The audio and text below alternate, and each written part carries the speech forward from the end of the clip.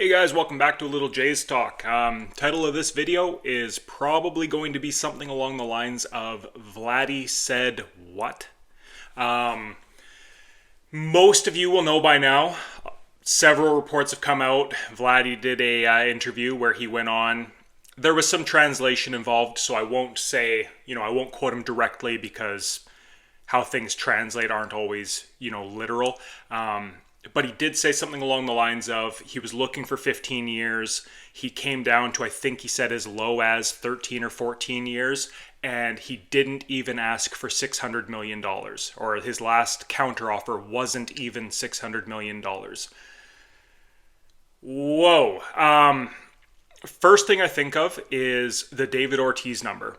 David Ortiz had said, who, by the way, is a close family friend or is sort of a mentor to Vladdy in a way.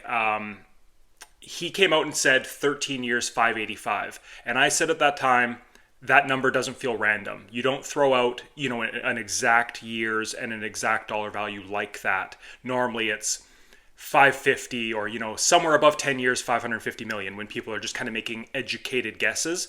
But to specifically say he's worth 13 years, $585 million, that felt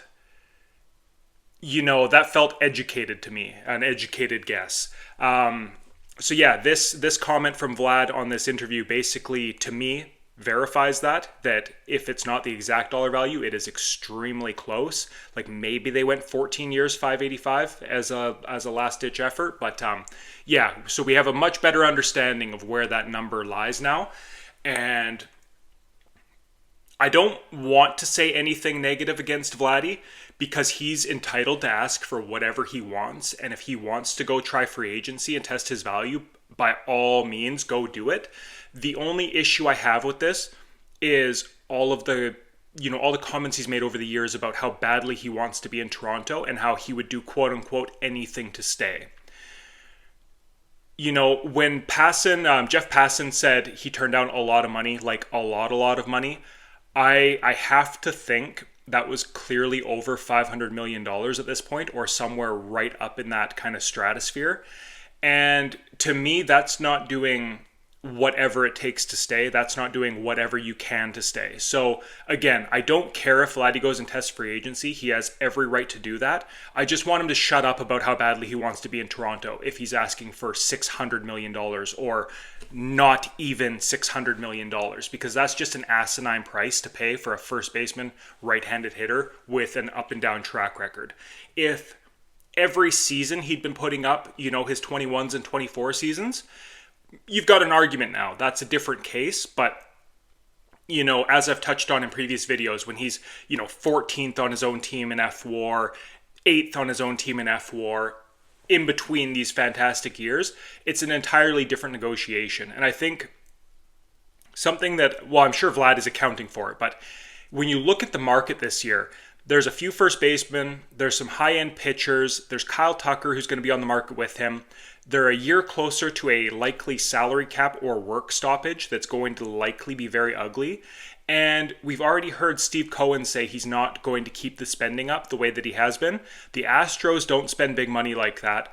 The Cubs are going to be worried about Kyle Tucker. The Yankees are going to be worried about Kyle Tucker. I don't see anybody driving his bidding to the levels that Ohtani or Soto got to. And everyone keeps just kind of saying by default, Vlad's the top guy, so he's going to get into that kind of bidding war.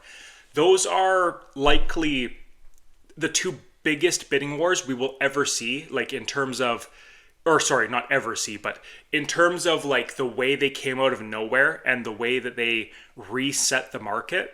We are unlikely to see anything like that anytime soon again, where the market takes another jump up. Because they are just such unicorn players. Shohei Ohtani is a one of one, and Juan Soto is an absolute, phenom who has really never had a bad year. Like a bad Juan Soto year is a fantastic year for anybody else, and he gets paid for that consistency, and Ohtani gets paid for all the things that he brings. That's not the way that, really good free agents are going to get paid moving forward. So I think we need to kind of scrap that idea. And it was only 6 months ago that Jeff Passan, who's a well-informed reporter, came out saying, a right-handed hitting first baseman is never going to get 300.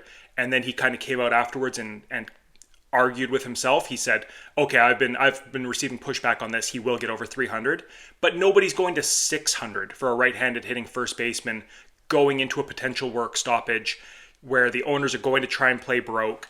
And he's just not, he's a lower ceiling, much lower floor player than Juan Soto or Shohei Ohtani. So we need to just scrap that. It doesn't work like that. Oh, he's 85% of those players, or oh, he's 75% of those players, so that he should get 75% of the contract.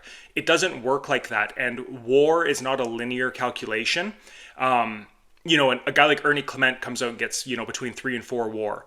Are you giving him a $380 million contract because he put up half the WAR Juan Soto did? Of course not. You get increased value by stacking increased WAR at one position in the lineup and one position in the field. You've only got, 9 bullets in the chamber to make a lineup, and the more WAR you can pack into one spot, the more value that carries. It's a lot like basketball, where having the best player on the team, is better than having 4 equivalent players.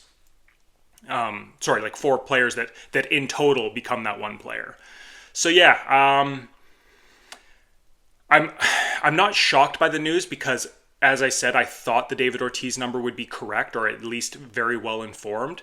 So I can't say that I'm shocked, but I can't believe that Vlad is going out there and airing these things out. And I don't think it's going to help him in the long run, because if you look at a team like the Boston Red Sox, who've got Garrett Crochet coming up to free agency soon. They've got Tristan Casas, who's been a very good first baseman for them. They've got Rafael Devers.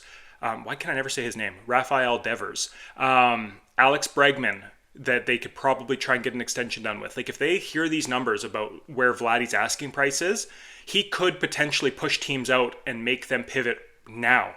Like, there could be teams that are going, oh, okay, yeah, if that's where the bidding's going, no way. We're going to work on, securing Bregman for an extra 2 years and locking him up, or, getting Tristan Casas locked up, or, on the Astros, maybe they pivot to Framber Valdez and try to get a deal locked up there because they're not going to pay $600 million for a first baseman.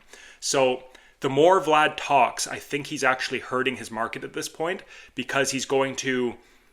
Well, I don't think he's going to increase his suitors, put it that way. I don't think there's teams out there going, oh, really? He's only asking for $600 million? That's reasonable. I don't think there's teams that are, storing up dry powder to pay $600 million to Vlad. Anyways, that's just kind of my initial reaction to all this news. Let me know what you guys are thinking in the comments below, all right? I'd like to hear from you guys. Talk to you later. Bye-bye.